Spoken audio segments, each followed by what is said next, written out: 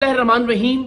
मैं ये बात रिकॉर्ड पर लाने के लिए बना रहा हूं कि आजकल में खुदा ना खास्ता मुझे कोई नुकसान पहुंचता है, मेरी टीम के किसी मेंबर को कोई नुकसान पहुंचता है, हमारे किसी साथी की जान जाती है, तो कानून नाफिज करने वाले इदारों को यह मालूम हो कि इसके पीछे कौन हो सकता है। वैसे तो 8 साल में टीम सरेआम ने जितने भी जराइम पेशा अफराद को बेनकाब किया, उनमें से जिसका भी बस चले वो हमें गोली मारने से कम नहीं करेगा। हर एक हमारी जान का दुश्मन है। सोशल मीडिया पर भी ये लोग इनके हवारी अक्सर कैंपेन्स चलाते रहते हैं। लेकिन ये मामला जरा मुख्तलिफ इस तरह से है कि मेरे दाएं जानिब आप जिस शख्स को देख रहे हैं, ये पुलिस यूनिफॉर्म भी जाली है, ये शख्स भी जाली डीएसपी है, इसकी गाड़ी पर लगी सरकारी नंबर प्लेट भी जाली है, और ये और इसके जाली पुलिस एहलकारों का गैंग इगवा बराए तावान का काम करता था, जिसे 3 साल पहले टीम सरेआम ने अपनी जान लिटरली हथेली पर रखकर बेनकाब किया था। रेंजर्स के साथ हमने कार्रवाई की थी। इस गैंग में हमारे लोग शामिल रहे और इगवा बराए तावान की इसकी कार्रवाइयों को खुफिया कैमरों पर रिकॉर्ड किया, ऐसी सूरत में कि अगर इसे पता चल जाता कि ये लोग टीम सरेआम के लोग हैं तो वो उसी वक्त उन्हें गोली मारता, गुरेज नहीं करता गोली मारने से।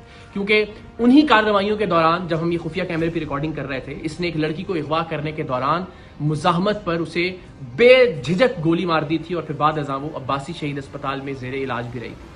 3 साल पहले जुलाई ही में हमने इसके खिलाफ कार्रवाई की। रेंजर्स के साथ अंडा मोड़ पर इसका अगवा बराए तावान का जो अड्डा था उसे बेनकाब किया।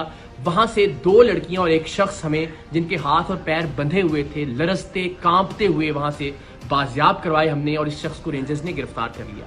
इसकी गिरफ्तारी के बाद यह पता चला कि इस पर कत्ल के 3 मुकदमात, कम से कम 3 मुकदमात मुख्तलिफ थानों में दर्ज हैं। उन थानों की पुलिस आई, इंटेरोगेट किया और इसको गिरफ्तार कर लिया अमली तौर पर उन 3 कत्ल के मुकदमात में भी। लेकिन सुभान अल्लाह, अल्लाह इस मुल्क के निज़ाम इंसाफ को बेहतर करे कि लोअर कोर्ट से तो इसकी बेल खारिज होती नहीं, लेकिन 3 साल बाद हाई कोर्ट से इस शख्स की जमानत मंजूर हो गई। और ये शख्स जो 3 कत्ल के मुकदमात में मतलूब था, जिसे हमने सबूतों के साथ रेंजर्स के साथ जाके बाजियाब करवाया था, जिस वक्त रेंजर्स ने और हमने ये कार्रवाई की उस वक्त इसके अगवा बराए तावान के अड्डे से 3 लोग, जिनमें 2 लड़कियां शामिल थीं, वो जंजीरों में बंधे हुए वहां से बाजियाब हुए। लेकिन उसके बावजूद ये शख्स मुआशरे में बाहर आ गया, और बाहर आने के बाद इसने क्या किया, वो शख्स जो हमारा खैर खा था, जिसे आप इन्फॉर्मर भी कह सकते हैं, जिसने हमारे अराकीन को इसके गैंग में शामिल करवाया था, और वो बेचारा अब तक 4 घर इसके खौफ से तब्दील कर चुका था। इसने उसका घर तलाश किया, उसके घर में जाके पिस्तौल के जोर पर उसे नींद की गोलियां खिलाई, नकाब उड़ाया, अपने दूसरे साथी को इसी हमारे साथी की चाबी दी कि गाड़ी स्टार्ट करे और दरवाजे के बाहर ले आए, और इसको अपार्टमेंट से नीचे उतार कर लेकर आया। और इरादा ये था कि इसको अगवा करके लेकर जाए अपने अड्डे पर और तशद्दुद करके इसको मारे ताकि इबरत का निशान बना सके।